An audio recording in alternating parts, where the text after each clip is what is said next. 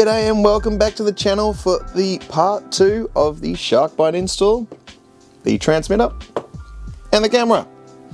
Now, what are we going to install it in? I was thinking about installing him in this, but I think that's going to be a little too cramped. So, and you may notice I've already started mocking it up. I'm going to install it in this. Still very clumsy from those drugs. Alright, there you go. Cool. So, let me get you set up and I can explain what I am doing here. Okay, well, let's have a look at what comes in the box. First up, the Byte TX5S.1. And the first thing we have is our little adapter plate with the 16, 30 and what is it, 35. Anyway, the different sizes, 20mm, 16 and 30 I'm pretty sure. Anyway, correct me if I'm wrong on those, I can't remember the common size for the largest one. And here we have the transmitter. And there is the UFL, the camera connection. That matches this cable. And this cable matches a socket in the bottom of the goggles. At the bottom of the receiver. I'm imagining this is for possibly for updating or interfacing with FCs that come fitted for that in the future. Honestly, I haven't gotten to that part of the manual yet, the updating part, so I will be covering that, but I'll be doing that once I've got everything installed and at least basically functional. So, put that back in there for now. And what else comes in here? Nothing much, just some cables, nice silicon cables, reasonable length, should be long enough, and a capacitor. And it does say in the manual that you do want to use this capacitor on the power supply for the VTX. So yeah, that'll be happening, and it'll be interesting to fit that somewhere. Even on a 5-inch frame, if you've got a large capacitor, and I mean, you can run out of space. Luckily, the frame I'm doing it on has lots of space, so that's not going to be an issue, really. Just connecting to it, I might actually have to wire it in with some thicker wire. Not ideal, but, you know, needs must. So, whoop, that's going to have a little bit of waterproofing, and she can get mounted, soldered up, mounted, and go in. Before I do the soldering, I'll show you how I'm going to mount that up. And in here, you have the camera and the adapter, the cable, and some mounting hardware. So that can hang at 10 for now. That'll be my last section before we do a little on the bench test in this video. Alright, so let's get to the mounting, and then we'll get into soldering and putting it on. Okay, so here we have the Dark Mut Mk2, and this is going to be the test bed for the Fat Shark system. It's reasonably suitable for the 200 milliwatt max transmitter, as it's only really a freestyle rig. I would like to try to stick this into a smaller rig, but I think that'll come in the future. For now, it's going in here, and it's going to get mounted on that plate underneath, like this. Okie dokie, so as you can see there, I have got it installed just inside this sort of semi-slammed height. I was able to do it by reversing, it's only mocked up in there, 2 bolts each, by reversing it on the mount upside down, and there's just enough clearance. These wires are going to cut close, but I should be able to have enough clearance there.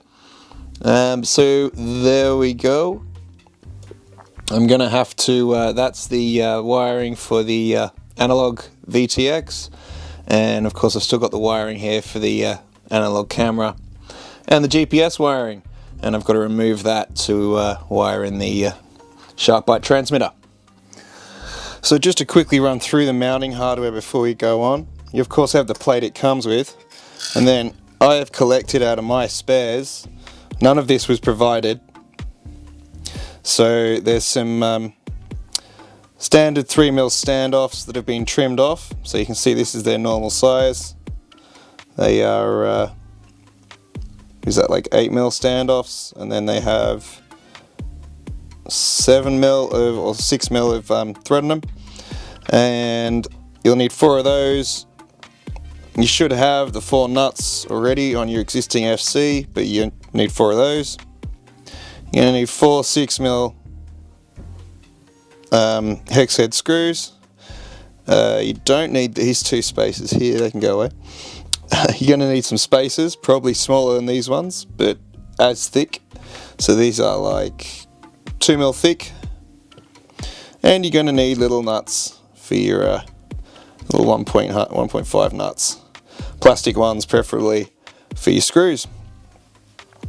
Just so we've covered that fun bit of stuff. And yeah, you'll have to dig for that because it does not come with any of the hardware that I just went through there, apart from this plate.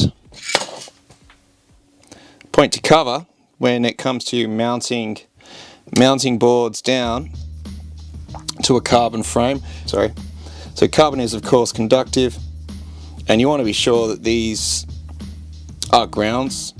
They're not connected to anything else. I mean, you know, they should be grounds, but it's worth checking because these are of course a metal screw going through there, and you probably want to use metal hardware just because it's stronger. Not going to lead to your board coming loose.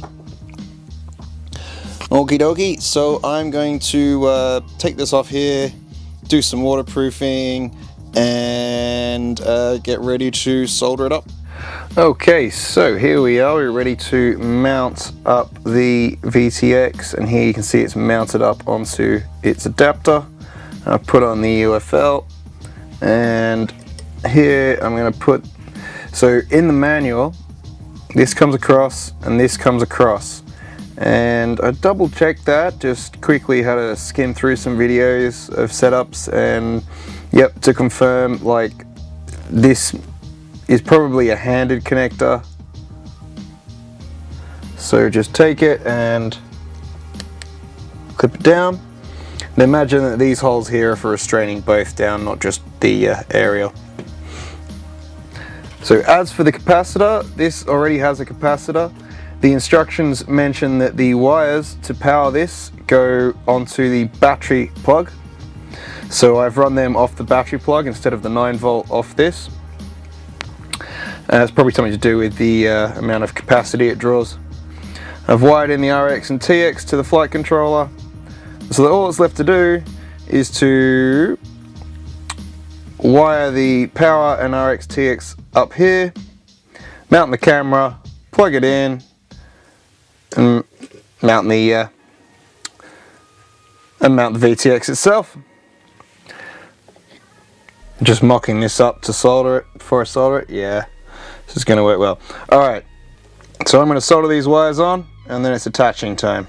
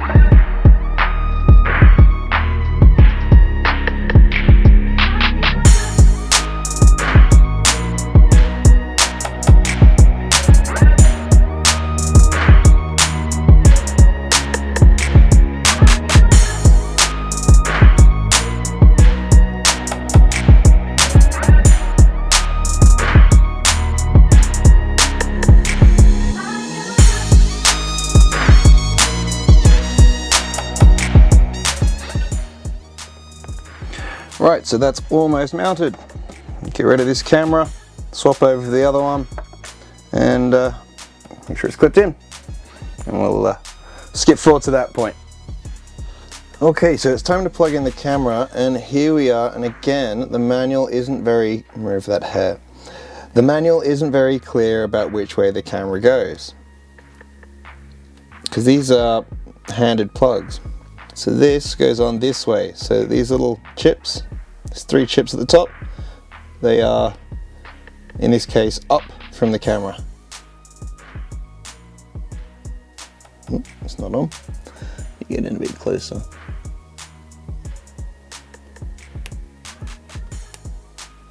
Two clicks. 2 nice clicks. Then that. To get mounted up in there. And it just fits. Okay, there you go. That's in. And I did have to use these spacers here. The screws that provided that were the longest set were a little too long with this particular cage. So maybe the other cage is thicker. I'm not sure. Anyhow, what we have to do now is put the side panels back in, put the lid back on, put the strap back on. Yep, that's going to fit there. It's a good thing. Tighten this down here and put an aerial on and check it out. So I will get all that put back together, and then we'll have the moment of truth. Okie dokie, there it is. Just fits. As you can see, there's actually a slight non-fitting, but it's all good. There's the camera.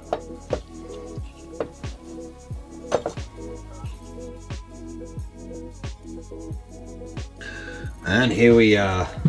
We have our goggles and our VTX in the drone. So, first step, power on the goggles.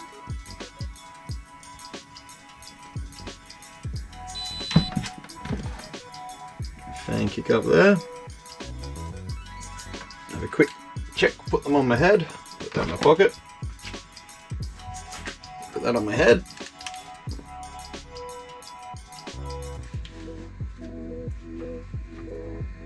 And then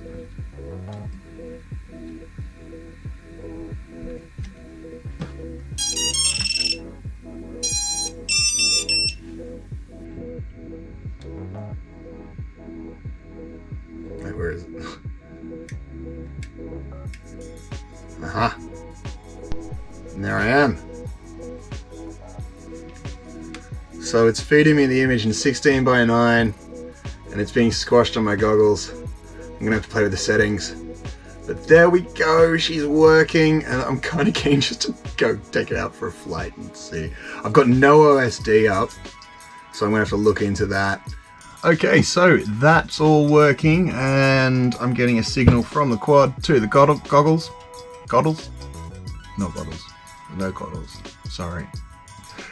I'm getting a signal to the goggles, and I have to go play with the settings now and figure out why I'm just getting letterboxed, even though I've changed the reception or the display, this side over to 4:3. Don't really mind actually if I change it back to 16:9 and just run with the slightly letterboxed image. I can deal with that. I'm probably going to upgrade in the future anyway to the SDO2s or something, HDO2s or something. For now I've got to go and get into the settings and learn all about it so that I can share with you in a separate small video the configuration and how to go about that. I figure it's best to do this whole series in a bunch of small videos so that you can just oops, I forgot the microphone.